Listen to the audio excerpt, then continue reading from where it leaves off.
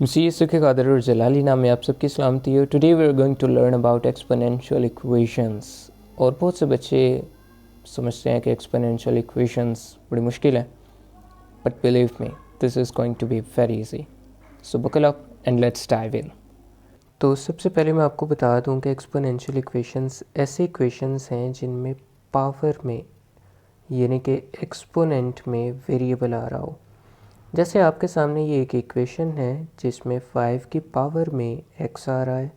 इसी तरह से नेक्स्ट वैल्यू में अगर आप देखें तो 5 की पावर में -x आ रहा है। तो इस तरह की इक्वेशंस को एक्सपोनेंशियल इक्वेशंस कहा जाता है। अब इसको सॉल्व किस तरह से हम करेंगे, स्टेप बाय स्टेप देखिए।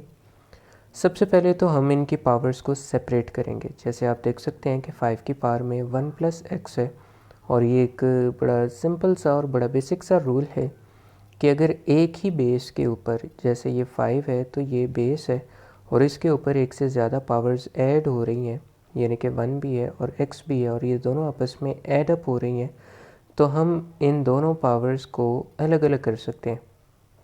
हम इस 1 को भी एक अलग बेस पे उतार लेंगे और इस x को भी एक अलग बेस के ऊपर उतार लेंगे। जब हम इनको अलग अलग बेसिस पर उतारेंगे तो ये ध्यान रखिए कि जो बेस ऊपर दी गई है यानी कि 5 है, वही 5 दो दफ़ा रिपीट किया जाएगा। और अगर पावर्स में प्लस का साइन है then obviously we will put a multiply sign between the basis. इसके बाद ये वाला प्लस एज इट इज़ आ जाएगा, ठीक है। नेक्स्ट टर्म में हमारे पास 5 की पावर में 1 है और -x है, तो मैं ऐसा करता हूँ कि मैं इस x के साथ ही माइनस का साइन अलग कर देता हूँ, और ये जो 1 है ये एक बेस के ऊपर आ जाएगा और -x दूसरी बेस पे आ जाएगा। अब लेट कर लीजिए कि 5 की पावर x, क्योंकि 5 की पावर 1 तो हम इजीली सॉल्व कर सकते हैं, इसका आंसर तो एक रियल नंबर आएगा, लेकिन 5 की पावर x का आंसर रियल नंबर नहीं आएगा। तो इसके लिए मैथ हमें अलाउ करता है कि हम सपोज़ कर सकें, तो हम सपोज़ कर लेंगे, लेट कर लेंगे कि 5 की पावर x y के इक्वल है। इससे हमारा क्वेश्चन आसान हो जाएगा और जल्दी सॉल्व हो जाएगा। लेकिन वैल्यू पुट करने से पहले एक बात यहाँ पर आप देख लें कि 5 की पावर में -x है। हमने तो लेट किया हुआ है कि 5 की पावर x y के इक्वल है, -x को तो हमने अभी तक लेट नहीं किया। तो इसके लिए हम क्या करेंगे कि हम इस इक्वेशन को पहले थोड़ा सा ज़रा रीअरेंज कर लेंगे। 5 × 5 की पावर x तो एज इट इज़ ही आ जाएगा, प्लस ये वाला 5 भी एज इट इज़ ही आ जाएगा, लेकिन इस 5 की पावर, क्योंकि ये नेगेटिव है और नेगेटिव पावर को पॉजिटिव करने का तरीका आप सब जानते हैं कि उसकी जो पोजीशन है, बटे की पोजीशन, उसे चेंज कर दिया जाता है। ये टर्म जिसके नीचे कुछ नहीं होता, आप जानते हैं कि उसके नीचे 1 होता है, और मैं अगर इसको उल्टा दूंगा तो ये बन जाएगा 1/5x, राइट। और इसकी जो पावर नेगेटिव थी ये अब नीचे आके पॉजिटिव हो जाएगी। अब हम इस 5 की पावर x की जगह पे y पुट करने वाले हैं। तो देखिए ज़रा, 5 × y, इस 5x की जगह पे भी y आ गया, इस 5 की पावर x की जगह पे भी y आ गया। तो हमारी इक्वेशन, जब हम इसको ज़रा मल्टीप्लिकेशन के साइन को यहाँ से ख़त्म कर देंगे तो 5y + 5/y = 26 बन जाएगा। 5 1 ज़र 5 ही होगा, और बटे के नीचे जो y आ रहा है वो एज इट इज़ ही आ जाएगा। नेक्स्ट, अब हमारे पास अगर देखें तो ये तो बटे वाली फॉर्म बन गई, और इस बटे वाली फॉर्म को ख़त्म करने के लिए या इस इक्वेशन को ज़रा इसकी शक्ल सुधारने के लिए हम दोनों साइड्स पे y से ही मल्टीप्लाई करेंगे। जो चीज़ बटे के नीचे आ रही है आपने उसी के साथ दोनों साइड्स पे मल्टीप्लाई करना होता है। तो इस y को बेसिकली हमारा जो मकसद है वो इस y को ख़त्म करना है। तो y को ख़त्म करने के लिए हम इस पूरी साइड को भी y से मल्टीप्लाई करवा देंगे, और इस साइड को भी फिर हमें मजबूरन y से मल्टीप्लाई करवाना पड़ेगा। y से मल्टीप्लाई करवाने के बाद हमारे पास y 5y के साथ भी मल्टीप्लाई होगा, y सेकेंड टर्म के साथ यानी कि 5/y के साथ भी मल्टीप्लाई होगा, और y 26 के साथ भी मल्टीप्लाई होगा। यहाँ पे मल्टीप्लाई करने के बाद हमारे पास आ गया 5y का स्क्वायर। ये वाला y और ये वाला y आपस में दोनों कैंसिल आउट हो जाएंगे कुछ इस तरह से, और हमारे पास अकेला 5 बचेगा, और 26 और y मल्टीप्लाई होके 26y बन जाएगा। अगर मैं इस 26 को भी उठाकर इधर ले आऊँ तो ये प्लस का 26 है, इक्वल के इस साइड पे आके इसका साइन चेंज हो जाएगा, ये माइनस का 26 हो जाएगा। 5 को मैंने एज इट इज़ लिखा, 5y² को भी एज इट इज़, और मैंने इस स्टेप में इनको अच्छे से अरेंज भी किया है। अरेंज करने का मतलब क्या है कि स्केयर वाली टर्म सबसे पहले, फिर जो टर्म सिंगल पार वाली या वन पार वाली या वो वाली आएगी, और उसके बाद एंड पे वो वाली टर्म आती है जिसमें कोई वेरिएबल नहीं होता, राइट। और इधर से क्योंकि 26 दूसरी साइड पे चला गया था, इधर कोई टर्म नहीं थी तो इधर 0 रह गया। इसके बाद अब हम इसको फैक्टराइजेशन से सॉल्व करने वाले हैं। फैक्टराइजेशन के बारे में मैं पहले भी एक वीडियो बना चुका हूँ। अगर आप लोग सीखना चाहते हैं फैक्टराइजेशन इन डिटेल तो आप वो वाली वीडियो भी देख सकते हैं। इसमें भी मैं जस्ट एक ओवरव्यू दूंगा।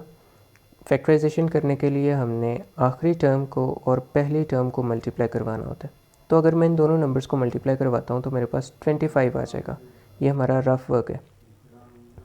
मल्टीप्लाई करने के बाद जो आंसर आया है, हमने उसके लिए दो ऐसे नंबर ढूंढने हैं जिनको मल्टीप्लाई करके तो यही वाला नंबर यानी कि 25 ही दोबारा से आता हो, और उन्हीं दोनों नंबर्स को प्लस या माइनस करके जो हमारा दरमियान वाला नंबर है वो आना चाहिए।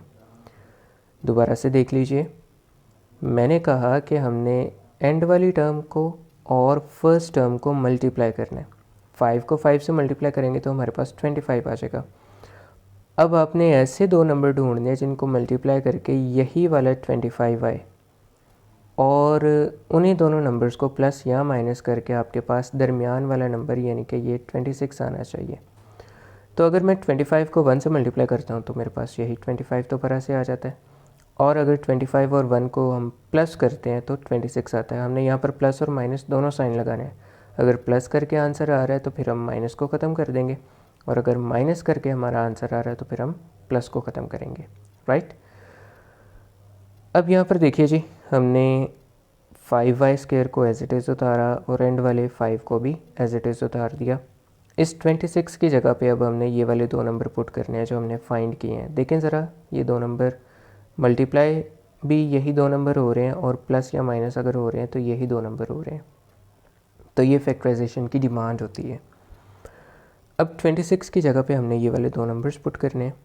26 की जगह पे हमने 25 पुट कर दिया और 1 पुट कर दिया जो हमने यहाँ पर फाइंड किए थे। क्योंकि इसके साथ y आ रहा है तो इन दोनों के साथ भी हम y लगाएंगे, और जो ऊपर वाले नंबर का साइन होता है यानी कि जो इक्वेशन में साइन है 26 के साथ, वही साइन आपने बड़े वाले नंबर के साथ लगाना है।